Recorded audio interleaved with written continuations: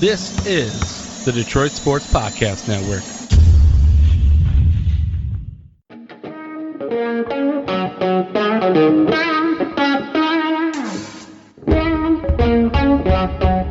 The biggest icon in podcasting.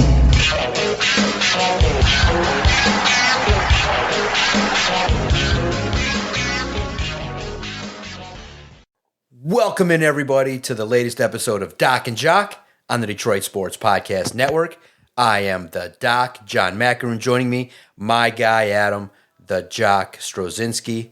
My goodness, cuz lots to break down in the world of Detroit sports. Unfortunately for Michigan State, the transfer portal has come back to bite them in the ass after a successful season for both squads. We're going to break down, just how the impact of their losses to Auburn will impact Michigan and Michigan State as they move forward after a successful 2024 season. The NCAA tournament will go on. It was all chalk, very interesting. One of the rare times where if you just threw out the number one seeds, you have a chance to compete. The Detroit Tigers, now we get a chance to evaluate 1 week of action, a series against the Dodgers. Very interesting, going up against the world champions, and it's another case of, man, the rich get richer and the teams behind have to do what they got to do. And it's really an interesting dichotomy because I think talking about the Dodgers really will hit home regarding all the teams here in Detroit locally. And then we'll talk about some notes, news and nuggets from the owners' meetings, kind of what you would expect, what Dan Campbell and Brad Holmes would say. But there were some juicy nuggets regarding, what some players can expect, most notably Jamison Williams, Aleem McNeil, Ennis Rakestraw, Broderick Martin, Zadarius Smith. A lot of news and nuggets. But let's start with this. All right, cuz, look, I filled it out correctly. I had Auburn beating Michigan. I had Auburn beating Michigan State. And I want to say this, okay? Yes, it was a successful season for both. Nobody expected Michigan State really to get to the Final Four after you saw that when the bracket came out, it was pretty straightforward. Michigan State's pretty much, if they play decently, will get to Auburn and they'll lose. So in the prism of this season, it's fine. It's exactly what you could expect. But for me and a lot of others, and I may be in the wrong camp and Michigan's different, but for me, Tom Izzo deserves all the credit in the world for what he's been able to do, but I don't get any inclination that Michigan State will go beyond this. Maybe an Elite Eight, maybe an occasional Final Four, but I don't sense that the ceiling for Michigan State anymore is going to be ever to win it again. And it's simply because it's a microcosm of everything going on in sports professionally. Tom Izzo won't pay the biggest dollars for the guys in the transfer portal. You got to get the best of the best. I mean, we're sitting there looking at Broome, one of the great players in, college basketball, just dominating you. And you're just sitting there going, we ain't good enough. We know it. Everybody knows it. And it was disheartening. Like, I don't get any joy out of it because I looked at it, the game, after the game was done. Yeah, Elite Eight, you're one of the top 10 teams, but when you go up against the best teams in college basketball, you have no chance. And I tweeted it at Detroit Podcast. We called it almost. I think we said it last week. When you go up against the big teams, we're going to see a scoring drought, a 17-0 scoring drought. Are you kidding me? It's unfortunate because this is what it is. And then Trey Holloman just is like, I'm out. I want to market myself and I want to see if I can get more dollars after a shitty performance. So it just leaves you like, if you're a competitor, you don't feel good because it's just like you're going to go through the year. You pay attention in March. You realize, okay, the peak is going to be top 8, maybe top 4, but you're not Auburn. You're not Duke. You're not Houston. You're not in the class of UConn. You're not in the class of Florida anymore. You're kind of in that mid-tier from like 5th through 15th every single year. And it's just, I hate to say it, and I've said it before, but I'm just ready for the next phase. Tom Izzo deserves all the credit, but look, sports fans are finicky. I'm one of them. I'm over it. I'm ready for next. I appreciate what Tom Izzo did.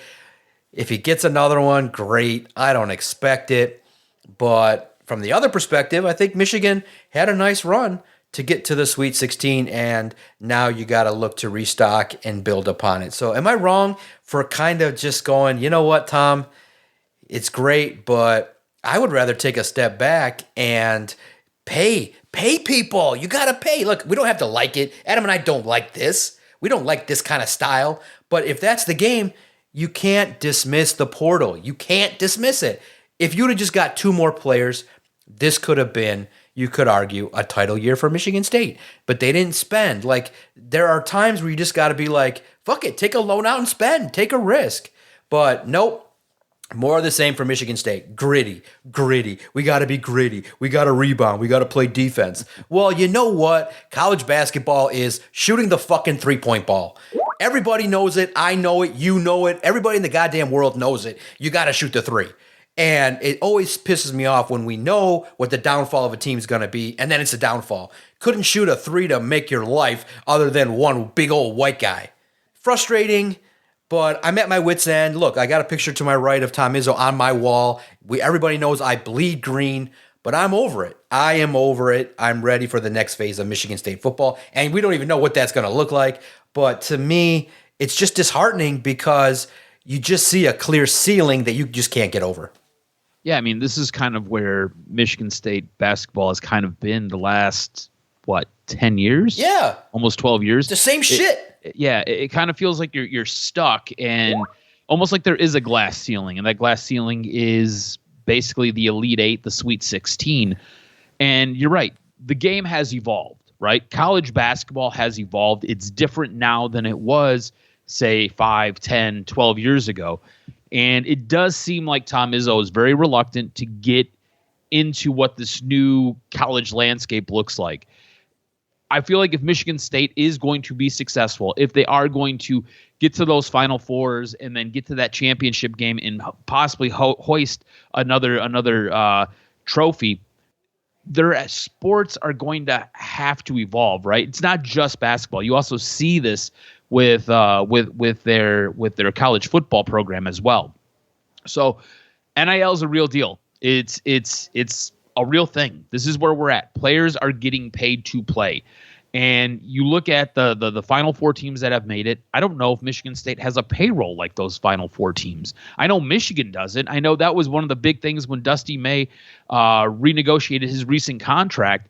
It was to get more money for NIL, and it was to get more money for coaches and for players both. So this is going to be something going forward. You're going to have to recruit the portal. It's not just going to be recruiting high school athletes.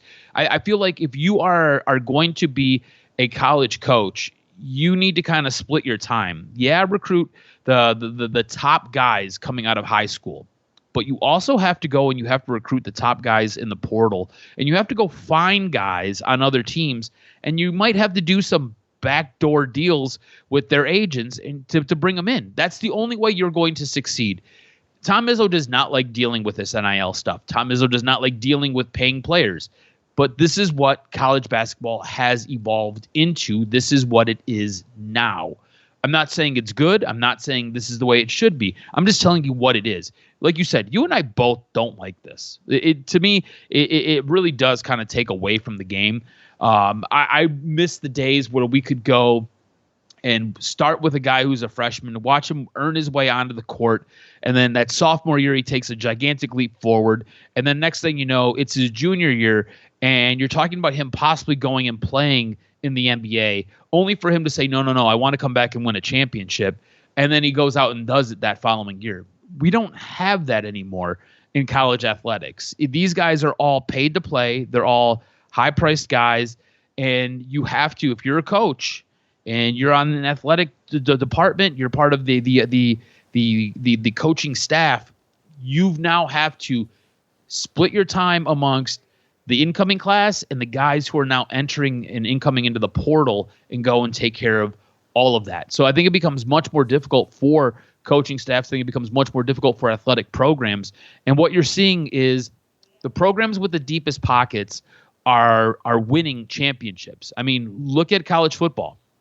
Everybody talked about the program that Ohio State was going to roll out onto the field this year and how it was like $100 million worth of NIL money. Guess what? They won the championship with that $100 million payroll. Auburn's got some pretty deep pockets. Florida's got some pretty deep pockets. Houston's got some pretty deep pockets. Like, there are some deep pockets that are getting players. You know, Broom is a guy who, watching him dismantle Michigan and then watching him take apart Michigan State, it's just like, Jesus, man, to have a guy like that, you know what I'm saying? Right. Like, from a Michigan standpoint, I watched that game, and it was kind of a lot of what you expected from Michigan. The game started to kind of slip away from them. They panicked, and next thing you know, they're racing up and down the court, and they're turning the ball over. They're not rebounding, and then next thing you know, they're coming back down. Auburn's coming back down, and Broom doesn't necessarily need to score. He's just a threat to be in the post and to pass that ball out to get other guys free looks. So having a guy like that just transforms what you can do offensively on top of what you can do defensively. And that's what he did to both Michigan and Michigan State. So, like you said, you've seen it with this Final Four. The landscape of college sports has completely changed.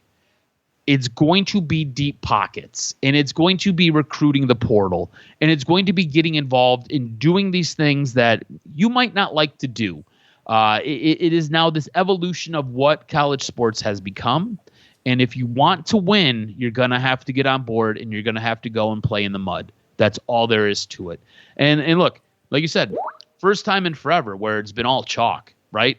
Like all number one seeds. And if you look, basically the Elite Eight consisted of 1 and 2 seeds. There was 1 3 seed in there. So a lot of chalk to get to the point where we're going to be playing for a championship. So it is just kind of what it is. If you've got the deep pockets, you're going to be able to make runs. And I think the time of the Cinderella, I think it's gone. I think some of these lower end programs, these schools that are in smaller divisions. I mean, we see it here with Oakland, right? Like, Oakland had guys where they made a nice run last year, and then Campy had to basically let guys go because they got into the portal to go get more money. And Campy doesn't have pockets like that. Like, I'm an OU alum. I'll be honest with you. I'm not donating to OU. I'm not giving them any NIL money. I just don't got it like that. You know what I'm saying? Right. So, like, it's just not happening. So I think gone are the days of those teams that somehow win a conference tournament, get into the tournament, and then, make a nice little sweet run, because those players who are good on those teams, they're not coming back for that second year. They're not coming back to be a lethal threat. They're getting poached by other teams, and they're going to play for money. So it's just, unfortunately, it is what it is. This is what college sports is at this point. Exactly, and you said it. And I do think there will be Cinderellas, but they won't last long because all those good players will end up getting paid elsewhere. And they might get out of their first weekend, but right. You're not making a meaningful run at all. You're not a threat to anybody. Exactly, because now the biggest question is, and Tom Izzo's got to answer it for a lot of these guys, is it's crazy, is how much you're going to pay me. And look, you don't get playing time. Xavier, one of the players from Michigan State that didn't play, is now in the transfer portal. It's Trey Holloman's in the transfer portal, and you recognize, all right, these guys are looking for their biggest payday, and now there's more options because there will be teams that will be looking for their services. And it's crazy to think about.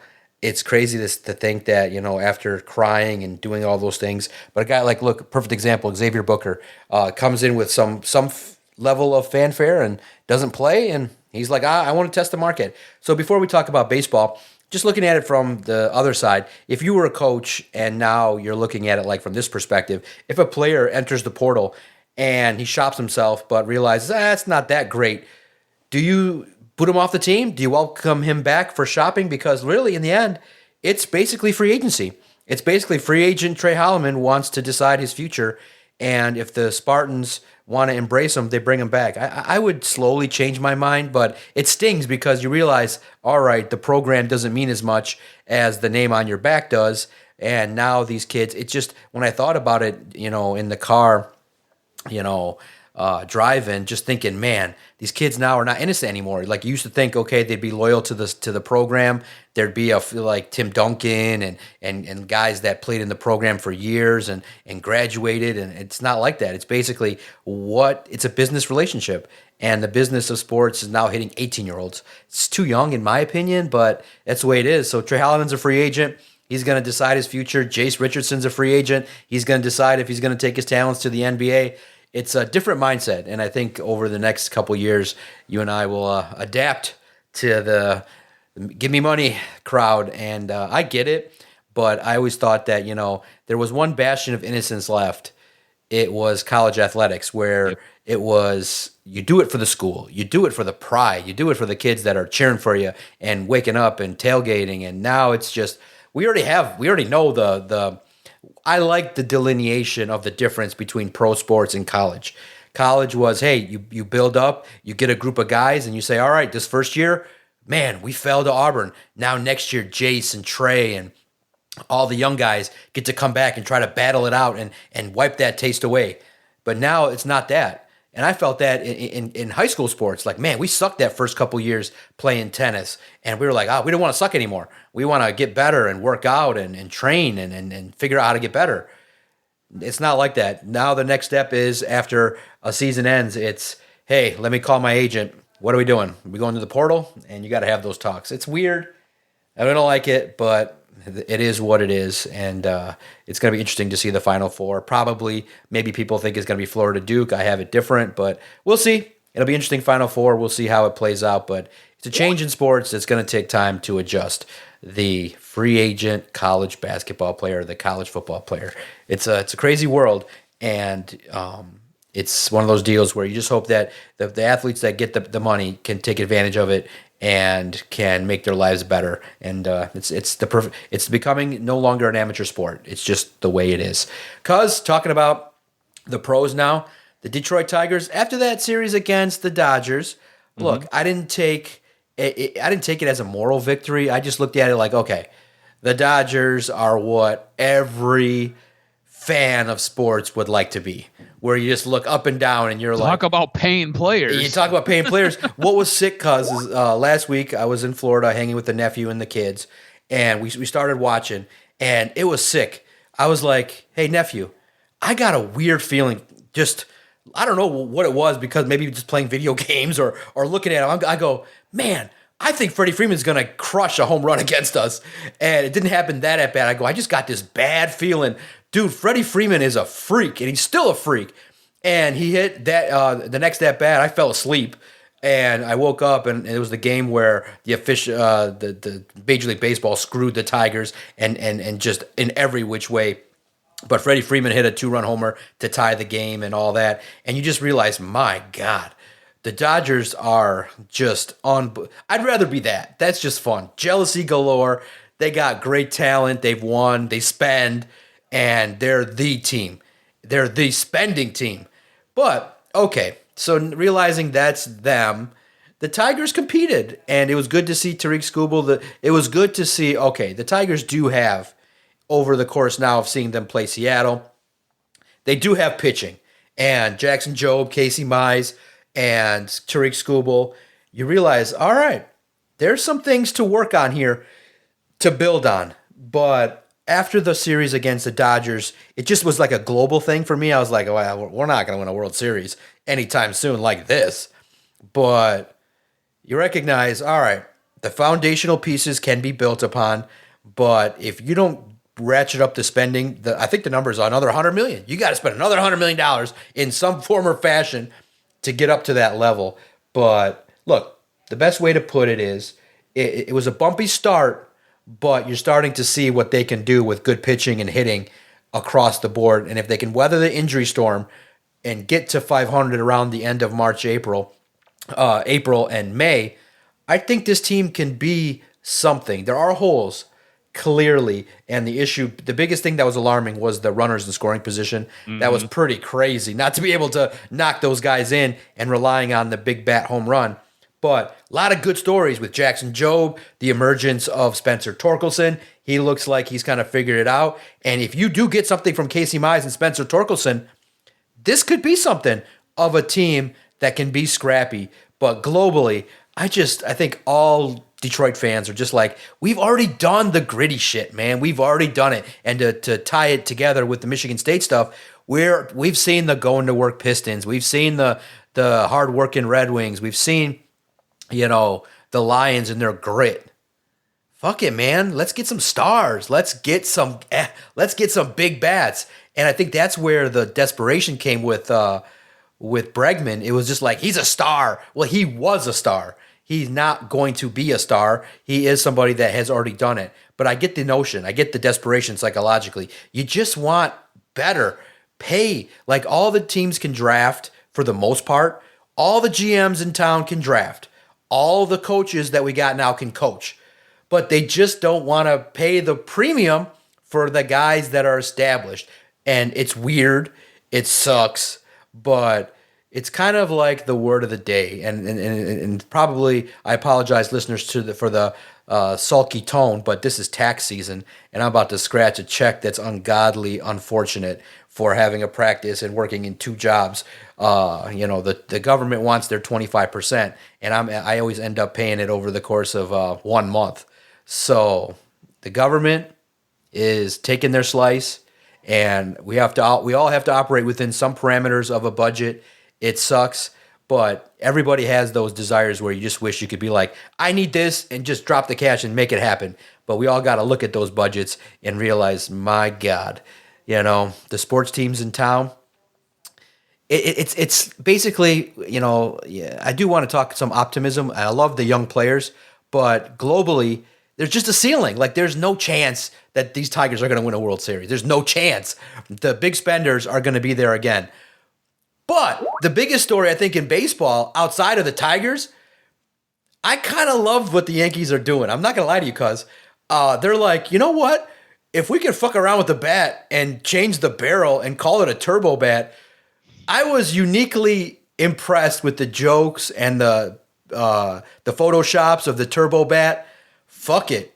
I loved it. I love the whole turbo bat story. People were like, oh, the Yankees hitting 9-10 home runs. They fucking gimmicked it up, and they found some loophole. I love that about sports. Why the fuck couldn't the Tigers get a turbo bat for Javier Baez? And guys, my tweet was fake. He did not get offered a turbo bat. That was funny. Some people believed it. I apologize, but listen, if it's ridiculous, it's fake. Come on now. The Javier Baez was not turning down anything, but the turbo bat I love. But what had me scratching my head was, man, the early part of the season, the Tigers couldn't get those runners home.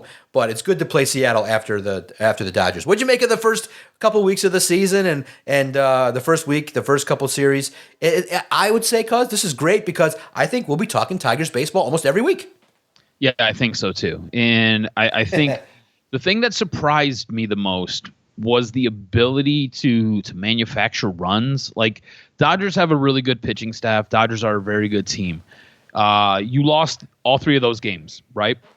But 2 of those 3 games were close. You were in them. You were able to get more runs and produce more offense than I expected, especially when you were leaving that many runners in scoring position. So it tells me that you have the ability to score. And you're kind of starting to see that a little bit with the Seattle series, right? A couple crooked numbers in some early innings in the Seattle series. Spencer Torkelson, I think, has been a complete and utter surprise. This is something that was completely unexpected. I feel like his offensive prowess thus far has been absolutely amazing and has been probably one of the bigger storylines of this early young season. But it's the offense, I think, is carrying this team. And I think going into the season, we thought the pitching staff was going to be the ones to carry this team. And it really hasn't been so much of that, specifically with guys like Torkelson and Flaherty with the top end of that rotation. It really has been a bit of a surprise to see Mize pitch as well as he did the other night. I thought that is something that if you are a Tiger fan, if he's going to go out there and he's going to give you innings like that, and he's going to be able to scratch out wins for you, that back end of your rotation all of a sudden looks so much stronger. And going down the stretch, when you get into those divisional games, and those are incredibly important because remember, those kind of count as 2. It's going to help boost your confidence. And this team looks like it might do better than what I projected. Remember, I took the under for the 83.5 games. Maybe this team does have the ability to scratch out 90 wins and possibly win the Central.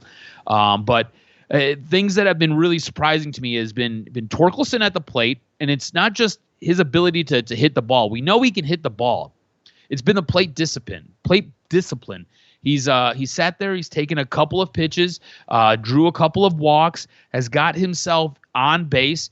These are all things that if you would have told me last year, especially when he was slumping, he was getting sent down, that he was going to be able to come back and be a leader on this team, I would have told you were absolutely crazy. And then you look at a guy like Casey Mize, who really injuries have kind of derailed where he's supposed to be. Maybe this is the season where he kind of puts it all together, and maybe this is the season where he shows what he's supposed to be. Both these guys, Torkelson and Casey Mize, were both drafted 1-1. Maybe this is the year where all the pieces kind of fall in place. And if they do, that's a big win for this team. If they do, I think all of a sudden our outlook on this team and what we thought this team was going to be is going to shift dramatically. So I look surprised by both Torque and Casey Mize.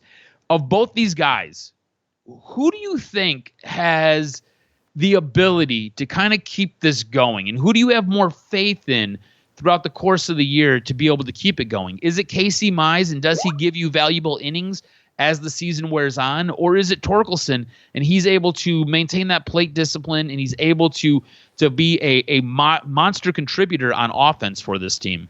Yeah, no, I think that in looking at it objectively, I think it's going to be Casey Mize, because you just know that Federer has a great opportunity to work with pitchers. And as long as he stays healthy, as long as his arm stays intact, I think that there's a good opportunity that he's going to eat up some innings, and hopefully his sinker, his money pitch can be a valuable asset, because when it's working, it's working. And it's good to see the second year after Tommy John, a player of his caliber. Look, with Torkelson, it is one of those deals where sometimes batters get off to a good start as pitchers work through their early start of the year. But I do think that once pitchers realize, all right, there's got to be constant adjustments made by hitters. So let's take advantage of the hot start by Torkelson before pitchers start to make adjustments and realize, all right, what was he doing differently before last year that we can get him out? And then Torque will have to adjust again. So take advantage of the hot start. Opening day will be fun on Friday. Hopefully trying to work out the schedule to see if there's an opportunity, but the weather at 40 degrees and trying to put it all together with a family, it's tough to continue that tradition of getting out there, but it's a fun time. And I think that there's still a lot of hope that this baseball team will compete. I do think that they're going to be in the mid-80s of wins, and they're going to compete very much so. And I think there's maybe a chance this baseball squad maybe adds for the first time adds at the deadline, adds some talent that can help this squad hopefully get a chance to compete, and it'll be fun to see. It'll be fun to follow this baseball team throughout the course of the next few months. I think that the series it's going to be fun too, because you should dominate the White Sox, and I do think that then the litmus test will be the opportunity against the Yankees. And the turbo bat comes to Comerica Park. The turbo bat comes to see how many home runs are able to be hit by the Yankees. But I thought it was great. Like, if you find a gimmick and you find something that can be marketable and fun, and anything that pisses off a bunch of fans, I was definitely an opportunity for baseball to look at, and it may be adjusted, it may not be, but we'll see how it plays out. But, I'm excited about the start. That Dodgers series, that one game was crazy with the way the rules were configured, where, hey, you made a tag late and they overturned it. You're like, wait a minute, you got to have conclusive evidence. And it just felt like, hey, you had a lead in extra innings and you still were not able to win it. So you want the bullpen to be locked down and be able to get a win. I thought the Tigers should have got one win against the Dodgers. But look, baseball is an interesting game, and you can get hot at the right time. And this baseball squad, I like where they're at. They're still in the developmental phase, and you hope that some of the young talent pays off, like a Jackson Jobe. You love to see his fastball. You love to see what he's working with. And so it's going to be a fun ride to go through it with this gritty group of guys. And it's gritty, but maybe you could add just a little bit more pizzazz to the operation. Speaking of pizzazz, listen, the Pistons are not messing around. They're going out there on the court, and they're telling everybody, we're going to bump, We're going to grind. And if you shove back, we're going to throw down. And I absolutely love it. I do not have a problem with the throwback to physical basketball. It's not objectionable. It's great because people you got to remember that in sports, there's offense, which sells tickets, and there's defense that wins championships. So there's opportunities that this Pistons team can compete hard. And look, here's what people don't understand.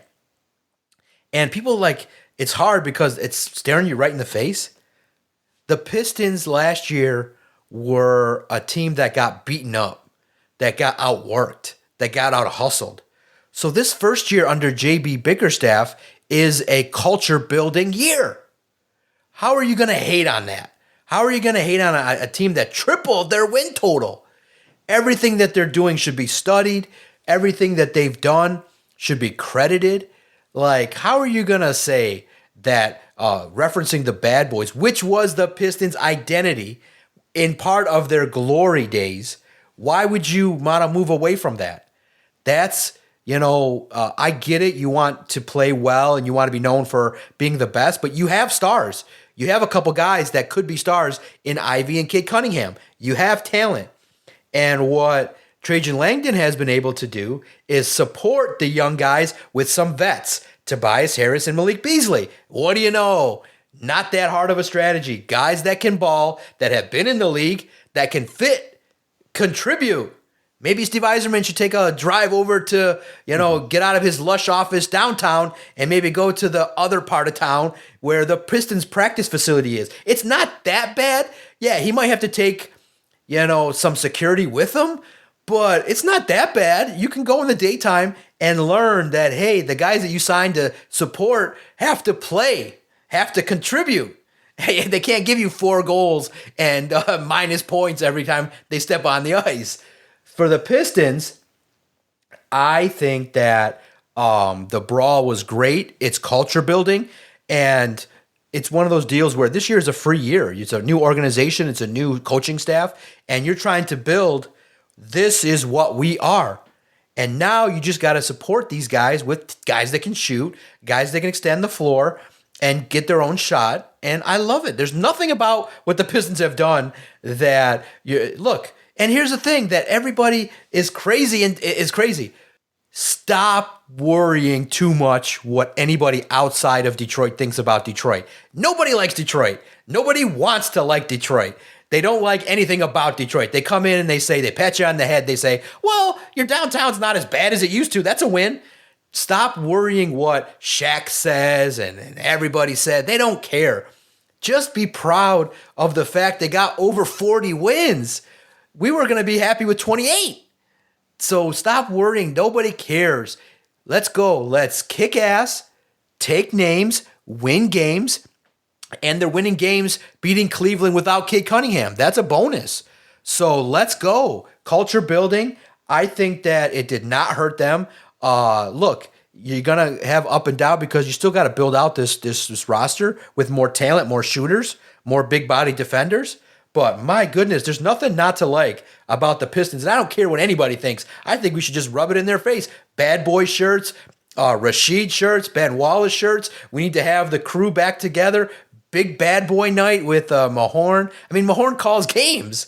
So for you not to embrace it, it kind of hints at people that don't understand that there is a lineage and a history that is good about the Pistons. The going to work era won, which was so shocking in 2004. And I get the premise where you need to move up beyond that and upgrade. But that should be the foundation of a Detroit basketball team is bump and grind, be physical, and ball your ass out every single night. And that's a good start for a team that had a laissez-faire, lazy-ass coach that was stealing money. So this is fine to me. I love peeking into the Pistons. But don't you have a fear that this could impact them negatively? Say How? When they get to when they get to the playoffs, right, you all of a sudden have a reputation. There is this. I mean, you could see it already with Isaiah Stewart, right? Isaiah Stewart gets into that scuffle, and he's the guy who's getting fined the most, and he's the guy who's getting suspended the most, and he already has something like 15 technicals this season. So he gets looked upon almost like Draymond Green, right? Like Draymond Green has a bad reputation. Anytime he gets a foul, you know that a technical is coming soon. That could be something that could really mess with this team when they get into the playoffs. Now, I feel the same way you do, right? Like, I like this from a culture standpoint. I like the toughness. I like the we're not going to back down. You can't bully us. If you punch us, we're going to punch you back mentality. I do like that. The whole thing is, I feel like this team is still very fragile. I feel like this team still has a lot more work to do. And when you get into the playoffs, you're not a team that has that respect of the league. You're not that team that has the respect of the officials. And you've seen it a couple of times where you've had JB Bickerstaff thrown out of games. You've seen it a couple of times where Cade has been launched out of games for no good reason. And this is a guy who's on the verge of becoming a superstar, and they just don't respect him at this moment in time. So you get a couple of techs. Next thing you know, it's a close game. Those techs now lead to free throws. Next thing you know, you're down a guy or two, and that game all of a sudden gets away from you. If that game gets away from you, that series can get away from you, and you had a chance to possibly win a series, which is more important in the foundation, in the building of what you've got going on as far as your culture goes, than being the tough team, being those tough guys. And I feel like that is where it could hurt you. That is where it could come back and bite you in the butt.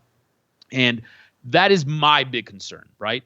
Like I said, I think it's awesome. I think this is a bit of a throwback team. But you've seen the league, you've seen the NBA make adjustments to the way the Pistons play. When it was the bad boys in the late 80s, early 90s, very soon after they won their second championship, you got the Jordan rules. And that was to impact and to hinder and hamstring the Pistons. 2004, the league didn't like you playing all that defense. The league wants offense. Next thing you know, they made adjustments with the rules, and it was to basically hamstring those defensive-orientated Piston teams, and it was to generate the offense. And now you've got this team that likes to play physical, that plays very in your face. The league doesn't want to show a team that is smashing other players. The league doesn't want to show a team that is aggressively fouling other players. What the league wants to show is they want to show three-point shots. They want to show slam dunks. They want to show passes between the legs. Those are the things that the league wants to highlight. They don't want to highlight the stuff on the other end of the court that is, like you said, going to win you championships.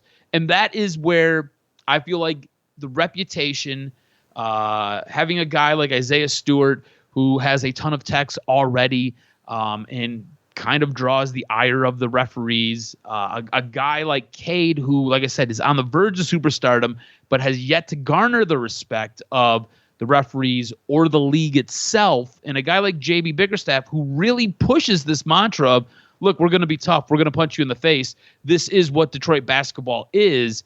I feel like those things are what could kind of derail this team building its culture and building its future. We've seen it with the Lions. Yes, being gritty, being tough, that is part of it, right? And that is kind of what the Pistons are trying to do. But mixed in with all of that was winning. And winning was the foundation for that culture. Those things kind of came along with the winning, and they all kind of added together and helped lay that groundwork for it. I think if it's more important right now for the Pistons with what they've got going on to be able to win games, win a playoff series, and then recalibrate a little bit, come back. Yes, you can add to that toughness, but I think most importantly, they need to be a destination that another star player wants to come and play at. And by doing that, you need to show that you can win playoff games, and that I think is what is most important. You make a lot of good points. Is that physical style will produce calls and ejections and increased technicals, which will be at a disadvantage for the Pistons. But I think we're talking about, what you're saying and implicating is what should happen next year, which is maybe a decline in that kind of style as the talent kind of increases. You see what I'm saying? Is that this year, it's about setting the tone, which is we're here to be a basketball team, to work hard. And there has always been this idea that physical basketball is wrong, and there just has to be a fine line. And Isaiah Stewart is a hothead, and he is starting to garner that Draymond reputation and that kind of Mahorn style. So you like it, but I understand what you're saying is that next year they got to tone it down. They got to tone it down to a degree where you're physical, but not getting those techs. You got to find that fine line. But this year it's kind of like you get a pass because it's a tone-setting season. And I can't wait to see how the Pistons will perform and understand what they got to do. Because Bickerstaff will tell them, you got to adjust in the postseason. You gotta adjust. You gotta play a little bit more half court and really understand the execution within the parameters of an offense. But again, defense wins championships. And if you can set the tone early, this basketball team can not only get to the postseason this year, they can win a series. So I'm excited to see the finish down the stretch. Hopefully they earn their playoff spot and get an opportunity to face a good team and battle. And the Pistons are going to give whoever they face a battle. Maybe not win a series, but I do think that any series they play could go the distance, and that's a good thing. A good thing, tone setting for this squad of the Pistons, and I think they're starting to gain a lot of respect locally for the way in which they play. And when you look at it, just like Chris Chelios, we all hated him when he was with the Blackhawks because he was nasty, rugged, would take his stick and slash your ankles. But when he showed up in Detroit, he was beloved because you want him to be gritty and you want those kind of guys on your team. And I think the Pistons are likable and they're relatable. And the bad boy era is never a bad thing. Everybody, at least for me, was a great memory. It was the early memories of basketball, watching them compete. Those gritty guys, the bad boys, were able to go up against the Showtime Lakers and were able to out-hustle them. And I think that's where now, which is funny, we say, well, we want the stars. Well, start at a starting point with the Pistons, it's good to be gritty. But at some point, yes, we also like stars that can just dominate and handle business and be able to win and have some talent, more talent across the board. Real fast here. What did you think? I thought it was pretty professional. Which was funny is that I was in Florida, but I didn't partake in the owners' meetings. I always choose family over work. And spring break just happened to be the week before. Real fast before we start talking about the Lions, did you see the picture of that reporter sitting next to Mike Tomlin, who looked like he was basically about to pass out there trying to hold his phone? It was interesting because that kind of was if you haven't, I'll send it to you. It was the vibe of what covering an NFL team is. This big, huge reporter that looked like he was up all night trying to put all his work together, and then he just has a moment where it looks like his battery gets charged and he wakes up as Mike Tomlin's talking. That is pretty much indication of what it's like covering the NFL. It's just never ending, nonstop. The owners' meeting takes place, and the NFL world gathers, and they're able to kind of talk about free agency, and nothing to me was outlandish. You got a chance to see, from the horse's mouth, from Brad Holmes and Dan Campbell, that, yeah, we couldn't pay Za'Darius, which is common sense. We like our free agency class. We're not going to be big ballers in free agency. I'm sorry. And I guess the question I want to ask you, all the quick hits are pretty much there. Za'Darius Smith could come back more affordably. The Lions are still in contact with his representatives. The fifth-year option for J-Mo makes sense logically. Aiden Hutchinson, based on the videos and what he's doing, should be in line. Ellie McNeil probably will be back in the third or fourth quarter of the season because an ACL takes forever. So nothing really out of order. But the big thesis now that we got to talk about over the next 5-10 minutes, we got to stamp it because I'm not okay with it. Because I do think that with football, and Brad Holmes luckily acknowledged, he said fans should always want more, should always want a talent acquisition.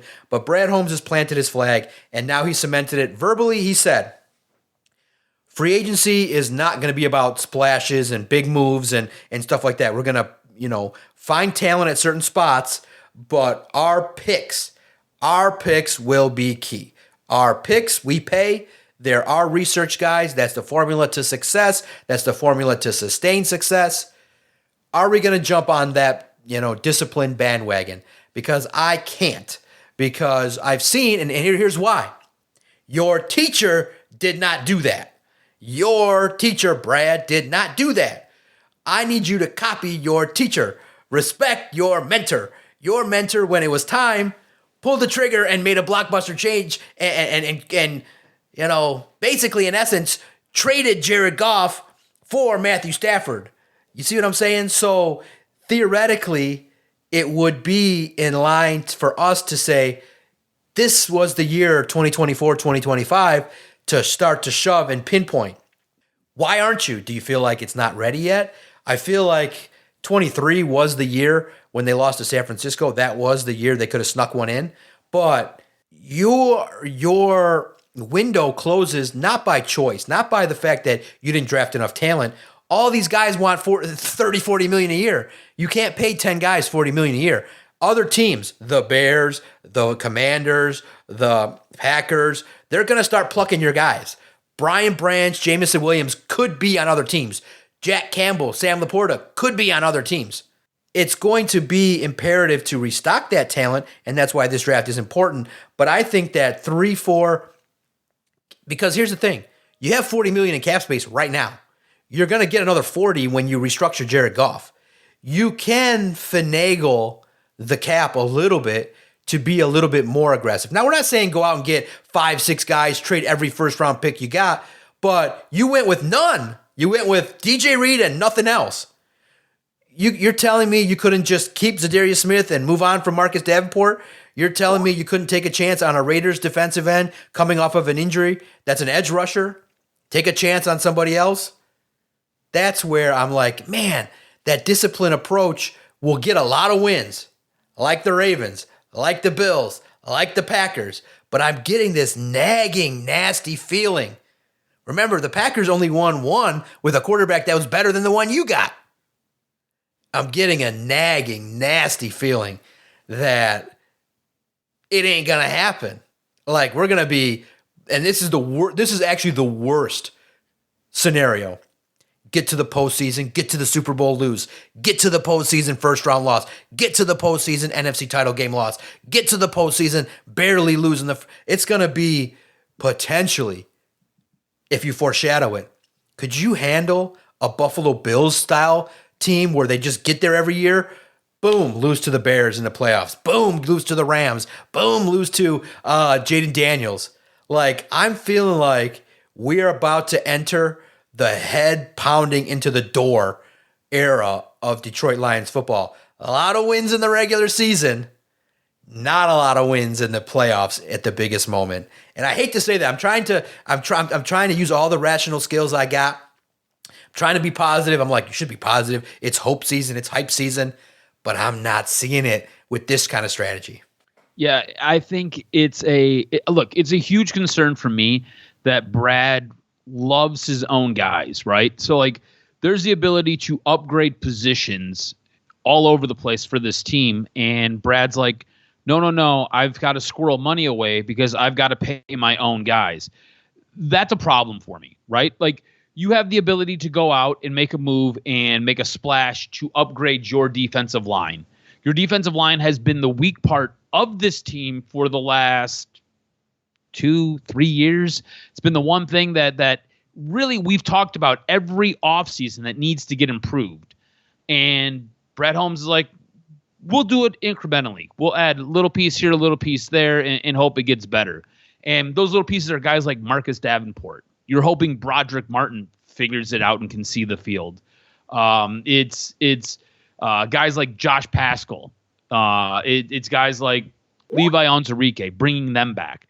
And it's like, those guys haven't shown you anything last year. And in Levi's case, hasn't really shown you anything since he's been drafted. But because he was a guy that Brad drafted, Brad either seems loyal to him or Brad doesn't have a problem cutting him a check.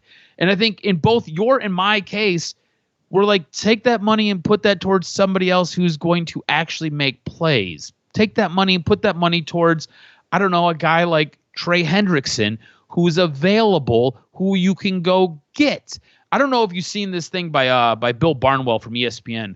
It talked about possible trades that could happen on draft day. And basically, I think it's a little short-sighted, and I don't think it's his best work. But the trade basically goes like this. The Lions would trade their first, and I believe it was their fourth. They would get Trey Hendrickson and the Bengals second. And in my head, I'm like, which Detroit Lions fan is saying no to this? And like, like you would sign up for this all day long, knowing that you've got to pay Trey Hendrickson $35 million. I don't care what you got to do. Jared Goff can restructure a contract. Amon-Ra St. Brown can restructure a contract. You can find the money. You can make the money happen.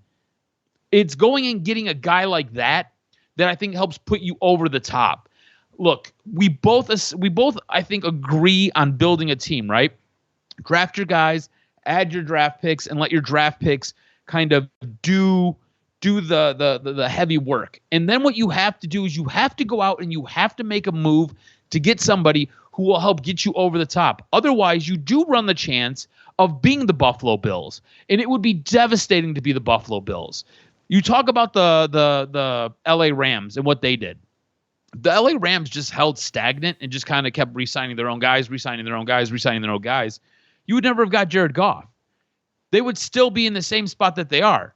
They probably have a new head coach because the head coach and Jared Goff obviously had issues, but you would be in the same spot. You wouldn't have won that championship. The Rams were able to win a championship, and now they're looking to try to hit the reset. They're looking to try to accumulate more draft picks to try to restructure and rebuild their team.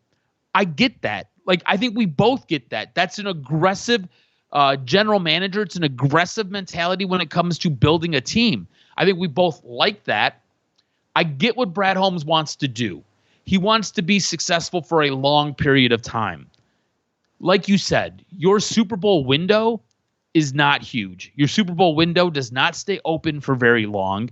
And in this case, the Detroit Lions Super Bowl window is starting to close. Not saying it's shut, but it is starting to close. I think you were dead nuts on. The game that they lost to the San Francisco 49ers, that was your shot. That was your opportunity to kick in the door and surprise everybody and win a Super Bowl. You lost that opportunity in the final 30 minutes of that game. You might not ever get back to that ever again. That's why you have to be aggressive and you have to go out and try to acquire as much talent as possible and make sure your salary cap stays stable. I was going to put on our rundown, and maybe we'll save this for next week. And maybe let's do that. We'll save it for next week. But I was gonna propose a possible trade for Trey Hendrickson. I'll save it for next week. I'm gonna tease it here. Tune in next week. You'll want to hear it because it involves a player that you're looking to build around. It involves a cornerstone piece that Brad Holmes is trying to package money away for, and in doing so, it's stopping what could happen right now, and it's stopping what could make your team, I think, maybe more successful over the course of the next 3 or 4 years, because you're trying to stretch something out and trying to extend a guy long term because you feel he's a valuable piece to your defense. And I just don't like that mentality. I think it is short-sighted, and I think it puts you in a bit of a bind, and I think it actually shackles what you can do. So it is very concerning for me. Look, I get the whole thing with Zadarius Smith. You didn't want to pay the guy. I think it was like 5.2 or 5.9. I think there was a cap hit that was attached to it that you would have had to have taken on. I understand that. I don't think Zadarius Smith was all that productive for you last year. I think Zadarius Smith has to play alongside a guy like an Aiden Hutchinson or a guy like a Myles Garrett. With a guy like Trey Hendrickson, he's playing along nobody. Could you imagine if him and Aiden were playing together? It would be absolutely unreal. So when it comes to us talking about roster construction and adding guys, save some of that money that you're going to pay for what is it, a Roy Lopez or a Robbie Lopez or a whatever, and save some of the money that you're going to give Levi. Put that in a piggy bank and go get yourself a Trey Hendrickson. That's the move that we want to see. That's the move that helps put you over the top. That's the move that helps you win a championship. And that's what we're saying. Yeah, it's one of those deals where as the chances grow, the starvation grows. And you're unfortunately just have to deal with the fact that people are impatient. Like, it's every Super Bowl that has been played has not featured the Lions. And I do think it's good to have a good football team. You'd rather take that than having a team that doesn't make the postseason. But in the end, you got to cash one in. You just got to get the first one. And I'm not worried about 2027, 2028, 2029. I don't care what happens. After you win that first one, you can do whatever. You can draft 50 Joey Harringtons. Nobody's going to care. Get that first one, and there's realistic belief, because what Brad talked about is that, there is a little bit of doubt that, hey, is Aiden Hutchinson good enough? He's good. He's Lions good. But the question mark that they got to prove, and they have ample opportunity over the next 2-3 years. St. Brown, J-Mo, Sam Laporta, they're Lions good. Lions Hall of Famers. Are they NFL good? Are they world caliber good? And it's okay to have those doubts, because Trey Hendrickson did come out on Pat McAfee on Wednesday and said that the negotiations have been poor. He's not felt respected enough, and he doesn't want to be the highest paid. He just wants basically the most guaranteed dollars that he can get. So we'll see what that means moving forward. Is the door still open? We'll talk all about it next week. But yeah, no, I agree. I think Adam and I are right on, is that it's not a bad thing to say, hey, I have doubts. It's okay. We're still real fans. It's just our overwhelming desire to finally get that win. Like, you're standing at the door of the cake shop and you can smell the cake. You can smell the frosting. And every time you walk to go pay for the product, your card gets declined. You go and want to get it. They don't take American cash. You're like, what do you mean you don't take dollars? Like, we only take this new Cash App shit. And what do you mean you only take Venmo? I don't know how to fucking get to it. Which is funny, with how Adam and I are. It is crazy that you can go on Venmo and I can see that Adam Venmo'd his friend $5 for whatever. Yeah. That is crazy. When I heard that with the shit that people are doing, when someone asked me, I was like, what? I thought of you instantly. I said, you can track Venmo publicly. Well, there's a way to do it now privately too, but I was like, what? Who would use that? Everybody's got to use it. So that's where it is. We're standing right there at the door front of the cake shop. We can smell it. We can taste it. We just can't figure out a way to get to it. We can't get the cake in our bag. It's just always like that. You're right there. You're like, boom. You know what it is? And I think everybody with a fucking computer can relate. You're super excited. Adam will send me a file. Guys, get your head out of the gutter. A good file, and you click download, and it's like 1, 2, 3, 4, 5, 6, 7, 8, 9, 10, 11, 12, 15, 40, 45, 89%, and then it gets to 94%, and the fucking computer freezes. And you're like, what the fuck just happened? The Wi-Fi is good in this house. 94%. A minute later, 94%. A minute later, 94%. And you're like, wait a minute, I checked the RAM. Okay, I got 10 gigs of RAM left. I'm like, what the hell? Then you go, okay, it's just a one-time thing. You restart the computer and it all happens again. Adam sends me a file. I want to check it out. Boom. A sports file. 5, 10%, 30%, 40%, 94%. Nothing happens. And it's just day after day after day of being right there. It won't finish. It won't upload completely. And that's where Detroit sports are at. We're right there. We're moving through the downloads, but we can't get the file finally complete. And hopefully these GMs figure it out, because we're all waiting, and that damn buffering sign keeps showing up at the time where crunch time, the Wings loss to St. Louis was bogus. It was terrible. You lost at the last minute, Talbot. You wasted a good performance. So thank you guys for listening to the last 60 minutes. I always enjoy the sports therapy with my guy, Adam, the Jock Strozinski. Thanks, everybody, for your continued support. Make sure you follow Adam on Twitter at AdamRSGROZ. Follow the network at Detroit Podcast. If you think that we've just been way too negative, let us know. I don't think so. I think we've been fair. Optimistic, but we're cautiously pessimistic. And that's fair, given what we've seen in the world of Detroit sports. Thanks for listening. Thanks for making us a great part of the Detroit sports community. I love March. I love April. Spring is in the air. Let's hope everybody enjoys the next couple weeks, and we will break down everything in the world of Detroit sports on next week's episode of Doc and Jock. You fucking podcasters. I said don't let them in here.